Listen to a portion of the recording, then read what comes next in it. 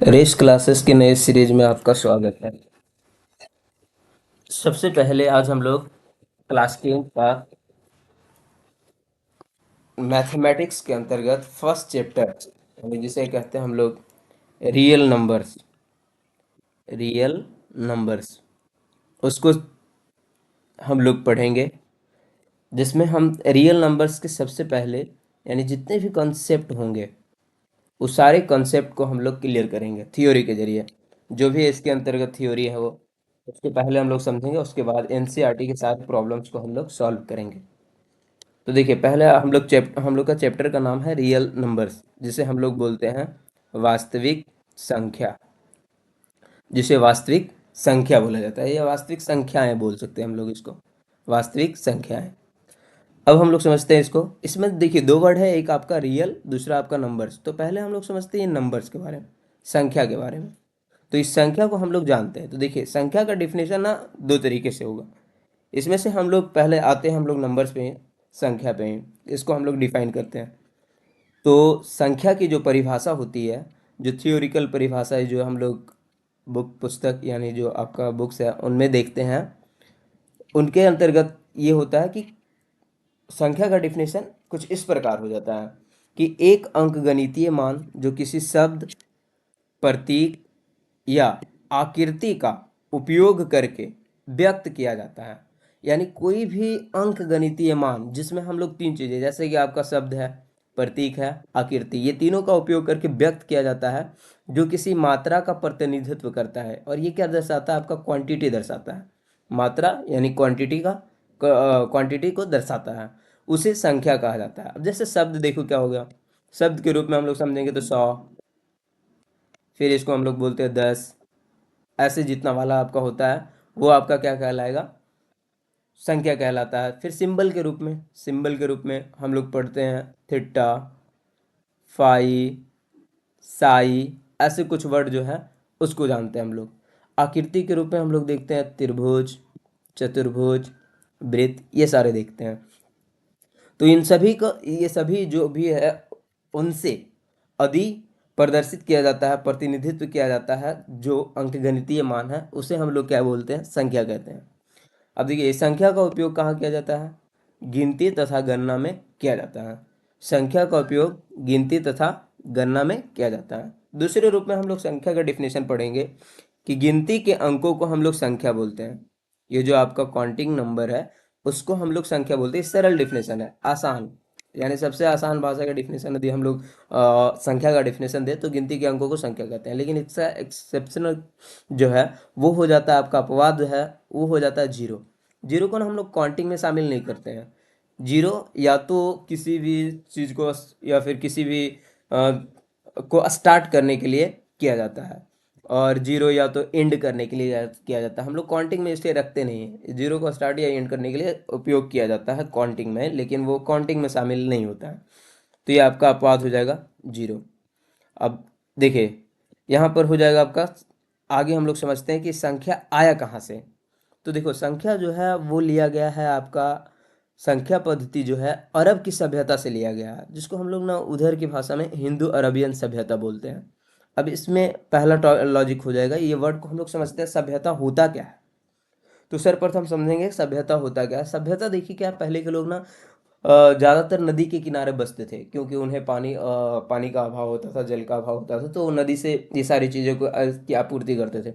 तो वहाँ बसते थे, और उसके रहन सहन, उनका क्या कल्चर है, संस्कृति, वो क्या इस्तेमाल करते हैं, उनके पास क्या कला होता है, इन सभी चीज़ों को यदि मिला दिया जाए तो उसको हम लोग बोलते हैं सभ्यता। तो ज़्यादातर सभ्यता जो है ना नदी किनारे बसते हैं, यानी ज़्यादातर सभ्यता का उल्लेख, जो जो भी सभ्यता बने हैं वो ज़्यादातर नदियों के किनारे वाले, इसलिए उसका नाम में, सभ्यता के नाम में ज़्यादातर नदी का नाम जुड़ता है।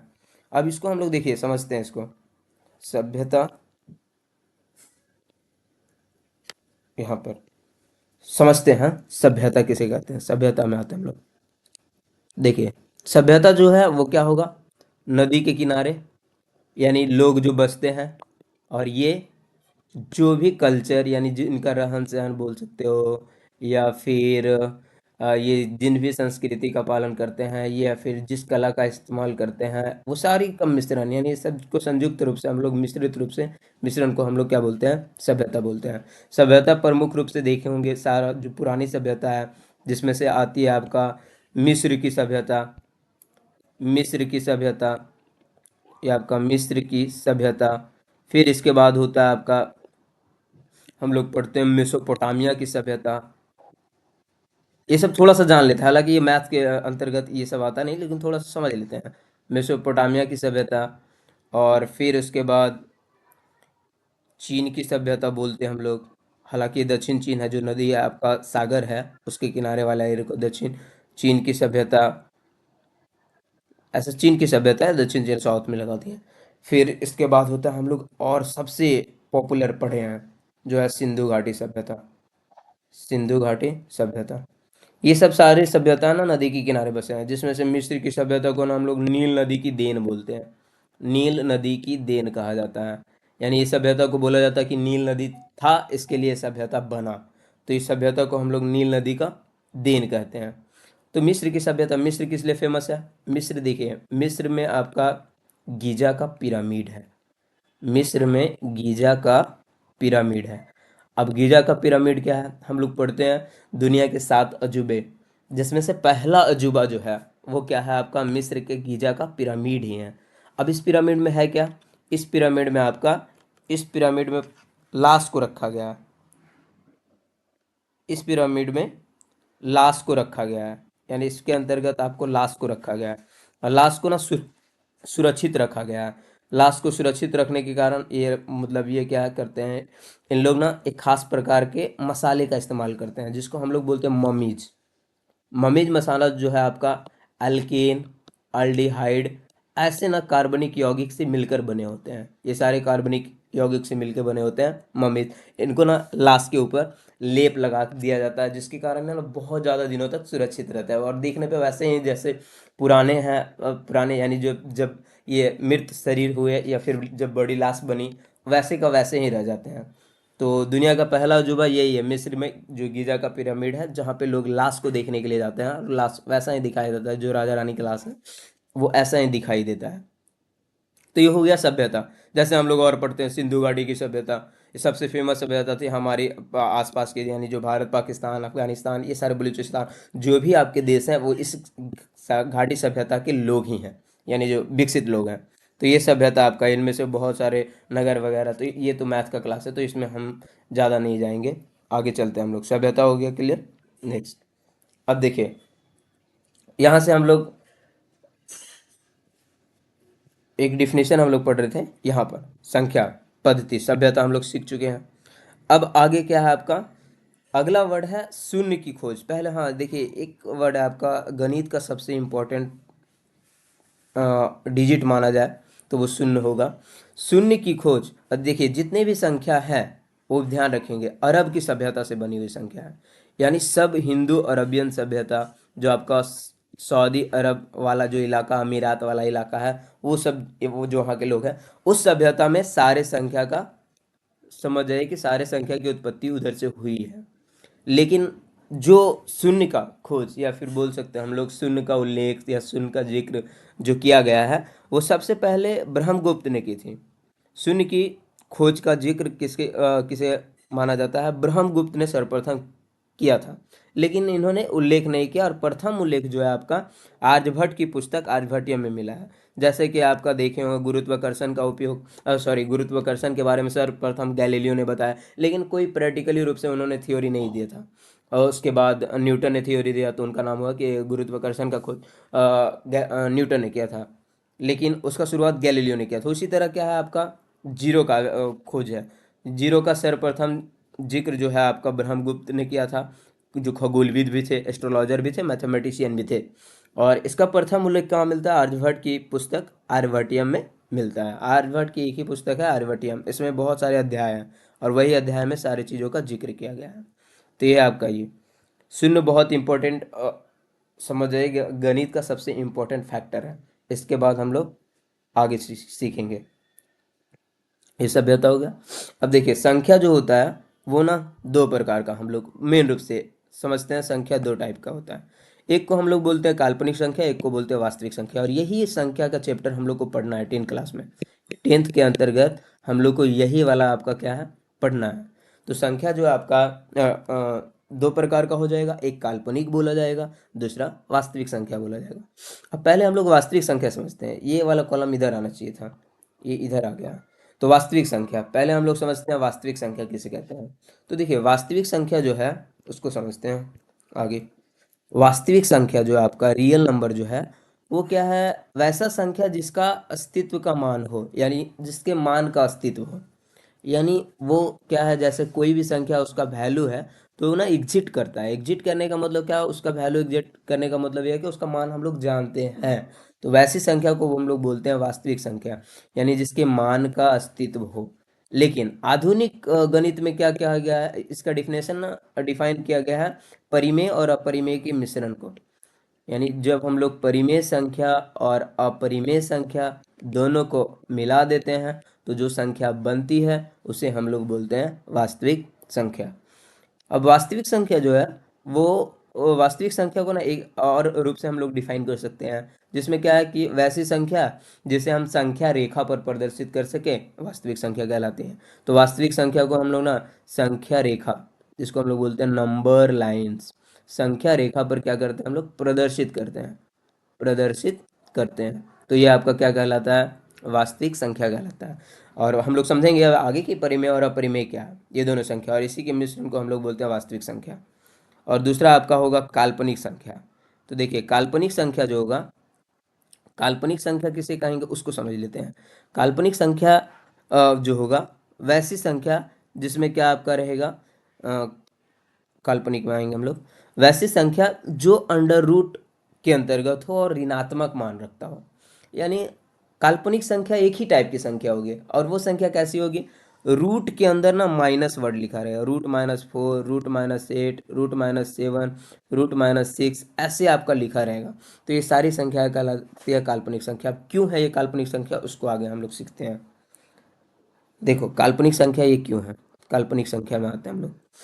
काल्पनिक संख्या ये इसलिए है चूंकि देखिए रूट-4 है और यही रूट+4 रहता है। मान लो रूट+4 जो है वास्तविक है, लेकिन रूट-4 अवास्तविक है। ये क्यों हो जा रहा है, काल्पनिक ये क्यों हो जा रहा है, उसका कारण है, देखिए यहाँ पे +4 जब लिखा हुआ रूट के अंदर तो प्लस ना दो साइन के रूप में होता है। एक प्लस गुने प्लस भी रह सकता है वो, दूसरा आपका माइनस गुने माइनस भी रखता है। यानी सेम साइन का रिजल्ट ना प्लस के रूप में आता है। तो हम लोग जब वर्गमूल निकालते हैं तो किसी जब भी जोड़ा लगता है, जिस भी चीज़ का जोड़ा लगता है उसको बाहर हम लोग करते हैं। तो यहाँ देखिए प्लस प्लस में प्लस का जोड़ा लग जाता है, इसलिए प्लस बाहर हो जाता है। तो रूट 4 का वर्गमूल हम लोग पढ़ते हैं +2, और फिर जैसे माइनस का जोड़ा लग जाता है तो फिर हम लोग जानते हैं इसका -2। यानी 4 को हम लोग ऐसे भी लिखते हैं 2 × 2, प्लस का लगा इसलिए +2, माइनस का भी लगे -2 × -2, यहाँ पर हो जाता है प्लस। लेकिन यहाँ पर क्या है, -4 वाले कंडीशन में माइनस का कंडीशन एक ही है, प्लस गुने माइनस या फिर माइनस गुने प्लस। यहाँ पर साइन सेम नहीं है। तो जब हम लोग वर्गमूल निकालते हैं तो अंक का तो वर्गमूल निकल जाता है, 4 का तो 2 हो गया, लेकिन क्या माइनस का वर्गमूल नहीं निकलने के कारण इसका मान नहीं निकलता है। इसी के कारण इसको हम लोग बोलते हैं काल्पनिक संख्या। वैसी संख्या जिसके मान का अस्तित्व नहीं हो वो क्या कहलाएगा, आपका काल्पनिक संख्या कहलाएगा। काल्पनिक संख्या को इंग्लिश में ना हम लोग इमेजिनरी नंबर बोलते हैं, इमेजिनरी नंबर। इमेजिनरी नंबर जो है आपका, इसी को इमेजिनरी नंबर को ही हम लोग समझते हैं। इमेजिनरी नंबर हो गया जिसको काल्पनिक संख्या बोलते हैं, इसीलिए इसको आई से डिनोट करते हैं, आई। तो आई बराबर देखो जो वैल्यू होता है, आई जो होता है वो संख्या का गुणक है। तो देखिए सारे संख्या जैसे रूट 4 है तो इसमें क्या गुना है, रूट-1। तो आई का जो वैल्यू होता है वो कितना होता है, रूट-1 होता है, रूट-1 होता है। आई स्क्वायर यदि करो तो वैल्यू कितना हो जाएगा, रूट का स्क्वायर, रूट से स्क्वायर हटता है तो -1 होगा। यदि आई क्यू का वैल्यू निकालना रहे तो हमें पता चलेगा कि आई स्क्वायर में आई से गुना करेंगे, आई 3 का पावर कैसे निकलेगा, 2 पावर गुने 1 पावर। अब देखो 2 पावर का मान -1 है, 1 पावर का मान आई ही बोलते हैं हम लोग, रूट-1 नहीं लेते हैं। तो यहाँ से पता चला आई क्यू का वैल्यू कितना हो जाता है, -आई। और इसी तरह हम लोग को यदि आई 4 का वैल्यू निकालना रहे तो आई 4 ना आई स्क्वायर का ही स्क्वायर है। तो आई स्क्वायर का वैल्यू है -1, -1 का स्क्वायर क्या हो जाएगा, +1। तो आई 4 का वैल्यू कितना होता है, +1 होता है। ये समझते हैं हम लोग। देखिए यहाँ पर डिफिनेशन भी लिखा हुआ है, आगे हम आई का वैल्यू निकालना सिखाते हैं। तो पहले डिफिनेशन समझ लेते हैं फिर से। वो हमने डेफिनेशन वहाँ बताया, वहाँ भी लिखा हुआ है। वैसा संख्या जिसका मान का अस्तित्व हो और आधुनिक गणित में से अपरिमेय और परिमेय और अपरिमेय संख्या का मिश्रण कहा जाता है। वास्तविक संख्या को संख्या रेखा पर प्रदर्शित किया जाता है। वो डिफिनेशन जो हमने आपको पहले बताया वो यहाँ पर डिफाइन है। इसे आर से सूचित करते हैं, रियल नंबर्स का सेट, इसको हम लोग ना आर से डिनोट करते हैं, आर से सूचित किया जाता है। अगला है आपका काल्पनिक संख्या, जो हम लोग अभी पढ़े थे। वैसा संख्या जिसका मान का अस्तित्व नहीं हो, यानी जिसका मान का एग्जैक्ट वैल्यू हम लोग नहीं निकाल सके, वैसे वाली संख्या को क्या बोलते हैं? काल्पनिक संख्या बोलते हैं। जैसे रूट के अंतर्गत बताया था अभी, माइनस लगा रहेगा आपका, रूट के अंतर्गत माइनस लगा रहेगा। तो पहचान का तरीका क्या होता है? ये हमेशा संख्या ऋणात्मक मान का वर्गमूल होता है, इसे आई से सूचित करते हैं, इसे इयोटा कहा जाता है। इयोटा का मतलब आयोटा यहाँ पे होता है, ऐसे आयोटा, इसे आयोटा कहा जाता है। अभी ऐसे ही लिखा हुआ है, देखिए रूट -1 को आई बोला जाता है, तो आई लिख दिया गया है यहाँ पे। अब देखिए यही यही वाला आई का मान निकालना सिखाते हैं। जैसे आई में क्या होता है कि आई का ना वैल्यू निकालना, तो हम लोग आई का भी पढ़े थे। आई का पहला वाला मान रूट -1 होता है, आई का दूसरा मान -1 होता है, आई क्यू का मान माइनस आई होता है, आई फोर का वैल्यू +1 होता है। अब इसी से क्वेश्चन देखिए, यहाँ पर क्या होता है, आई जो है वो अपने चार घात को रिपीट करता है, यानी ये चौथा जो पावर है वही उसका मान का आगे, जैसे कि आई का पावर कुछ भी लिखा रहे तो चार चार पे हमेशा रिपीट होता है, यानी चार के बाद पांचवा जो होगा पहला का वैल्यू होगा, छठा जो होगा दूसरा का वैल्यू होगा, वैसे होता है। तो जो क्वेश्चन पूछा जाता है कि आई का पावर ना आप 25 का मान बताइए कितना होगा। अब आई का पावर 25 का मान, ऐसे हम चार जानते हैं लेकिन उसके आगे तो जानते नहीं, तो आई का पावर 25 का मान यदि निकालने के लिए बोला जाएगा तो ये आपका क्या कीजिएगा, ये जो 25 है ना उससे चार से डिवाइड करेंगे और जो शेष बचेगा वही आपका क्या होगा, रिजल्ट देगा। अब जैसे देखिए चार से डिवाइड करेंगे इसको, 25 को चार से डिवाइड कर दिए तो 25, चार छः 24, शेष कितना एक, तो यानी ये जो वैल्यू होगा आई 25 का मान वो आई 1 के बराबर होगा। आई 1 के बराबर होगा तो आई 1 का वैल्यू क्या होता है, आई। ऐसे ही अब आई का मान लिखा जाए 2 3 4 5 6 7 5, ऐसा। अब बोला जाए कि आई का वैल्यू बताइए कितना होगा, तो हम लोग क्या करते हैं, देखिए चार से डिवाइड करना, तो जब चार से डिवीजन का एक रूल है, जब बड़ा आ जाए, बड़ा मान आ जाए, इतना बड़ा को डिवाइड करना है, तो अंत के ही दो अंत के ही दो डिजिट को देखते हैं हम लोग, इसी को ही डिवाइड करते हैं। तो 75 को फिर से डिवाइड करेंगे चार से, 18 चौक यहाँ पर क्या हो जाएगा आपका, 18 चौक 72, 3। तो आई का वैल्यू कितना हो जाएगा, 3। यानी जो शेष बचता है वो पावर बन जाता है, आई का क्यू का वैल्यू माइनस आई है। तो ऐसे हम लोग निकालना जानेंगे। कोई भी मान रहेगा जब बड़ा संख्या रहे तो लास्ट के ही दो डिजिट देखने हैं, वो दो डिजिट को ही डिवाइड करना है, पूरे को नहीं करना है, क्योंकि चार का डिवीजन का रूल भी है कि लास्ट के दो अंक यदि डिवीजन हो रहे हैं तो वो सारे संख्या डिवीजन होंगे।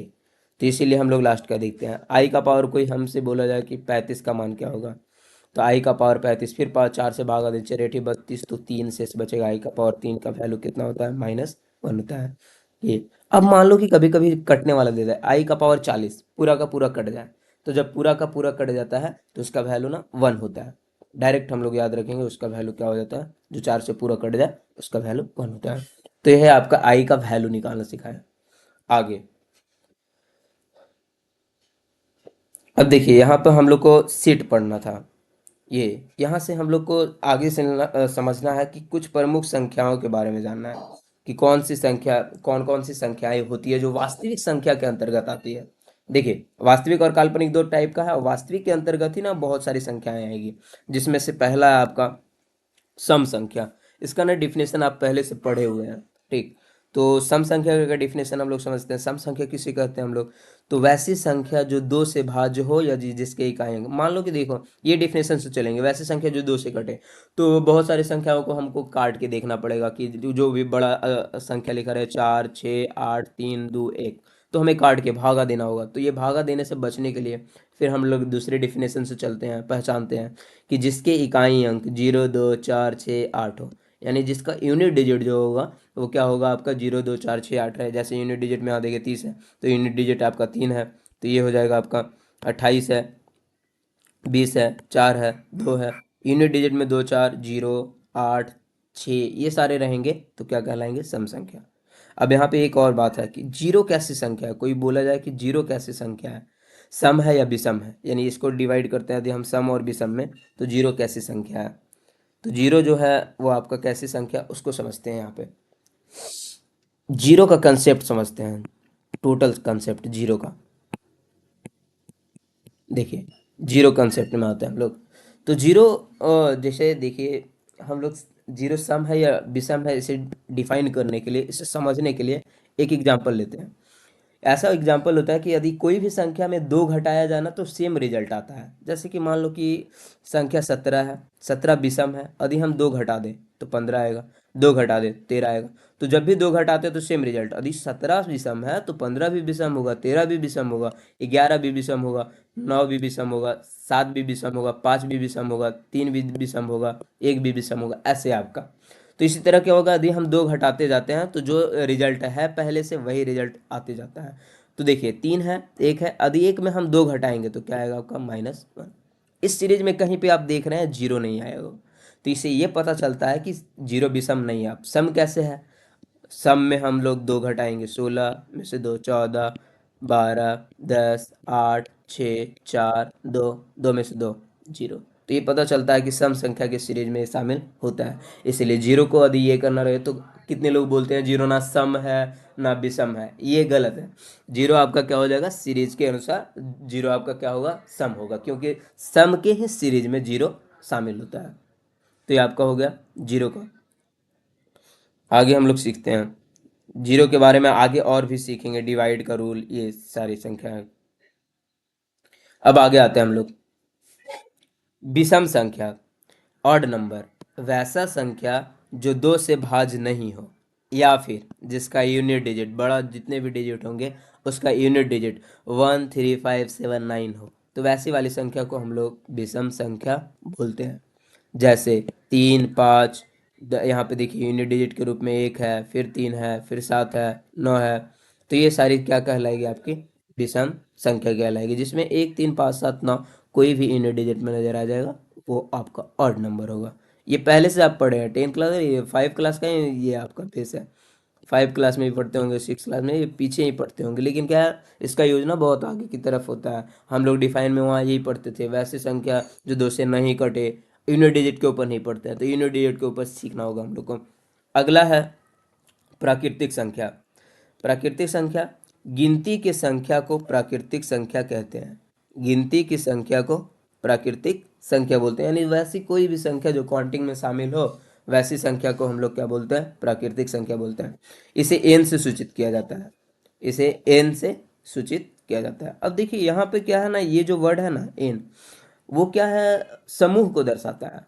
और समूह को हम लोग ना मैथ में समुच्च बोलते हैं, समूह नहीं बोलते हैं, सिर्फ समुच्च बोलते हैं। अब ये समुच्च होता क्या है, उसको भी सीख लेते हैं। देखिए समुच्च क्या होता है, सेट हम लोग किसको बोलते हैं, सेट हिंदी में इसको हम लोग समुच्च बोलते हैं।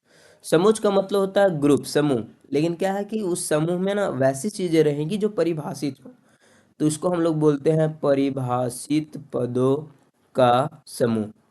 परिभाषित पदों के समूह को हम लोग बोलते हैं सेट।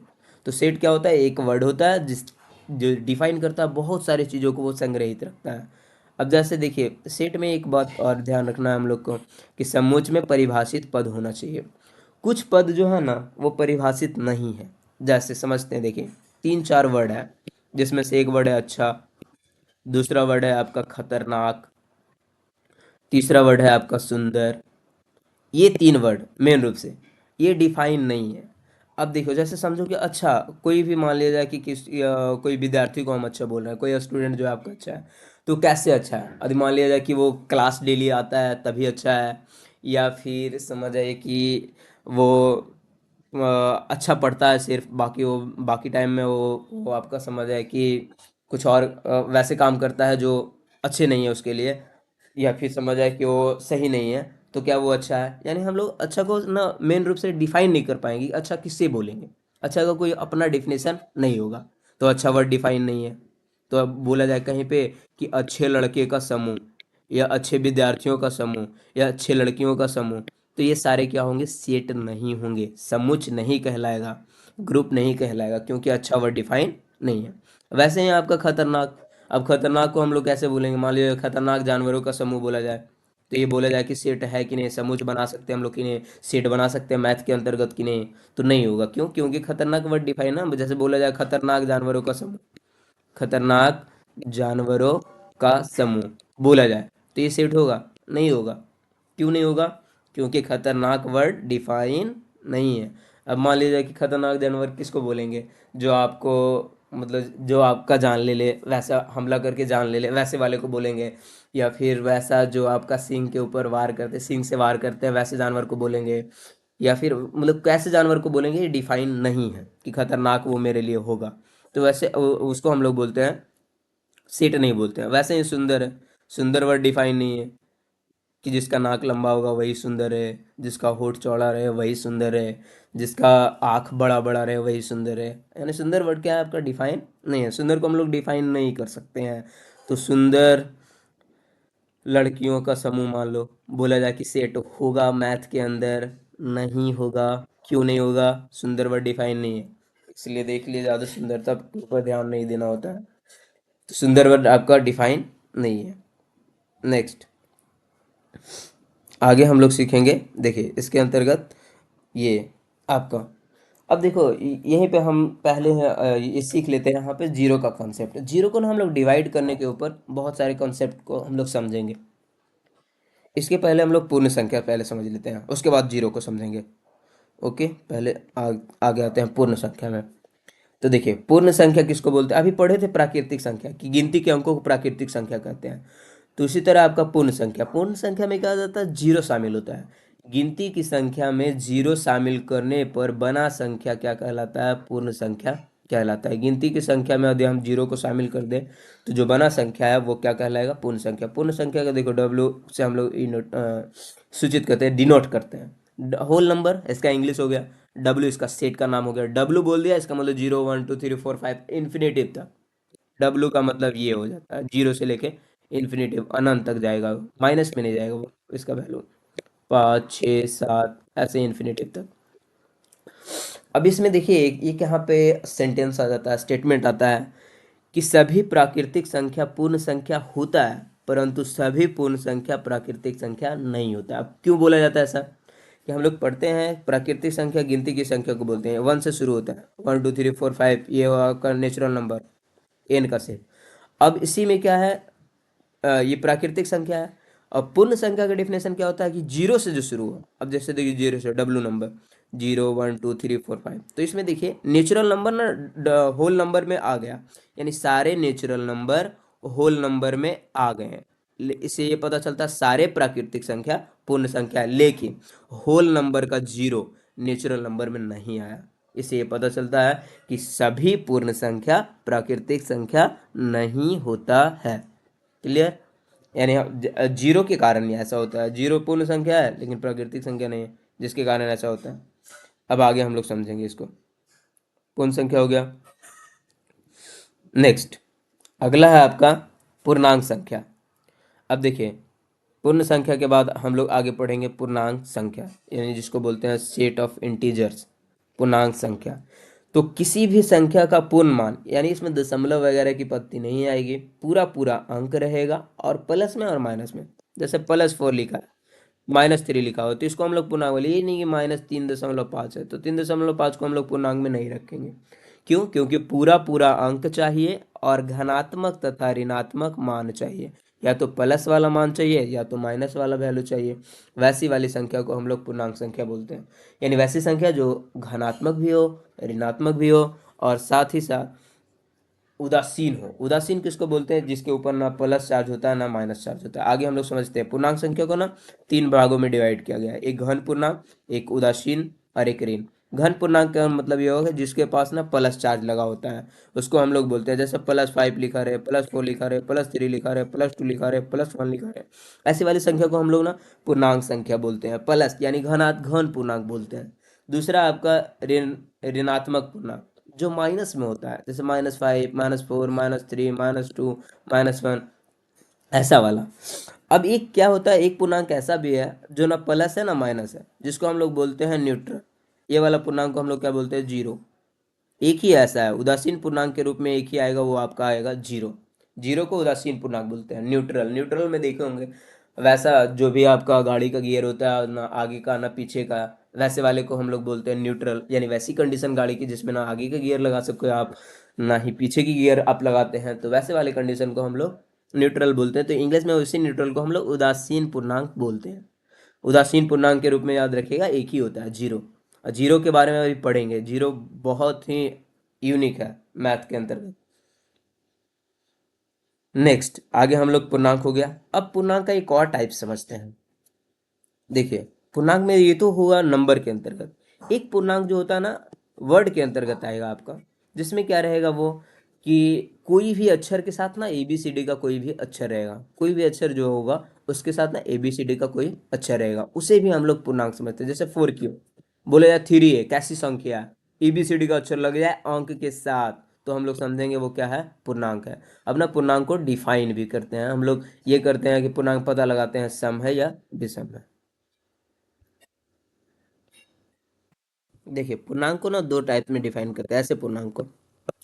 एक को बोलते हैं सम पूर्णांक, दूसरे को बोलते हैं विषम पूर्णांक।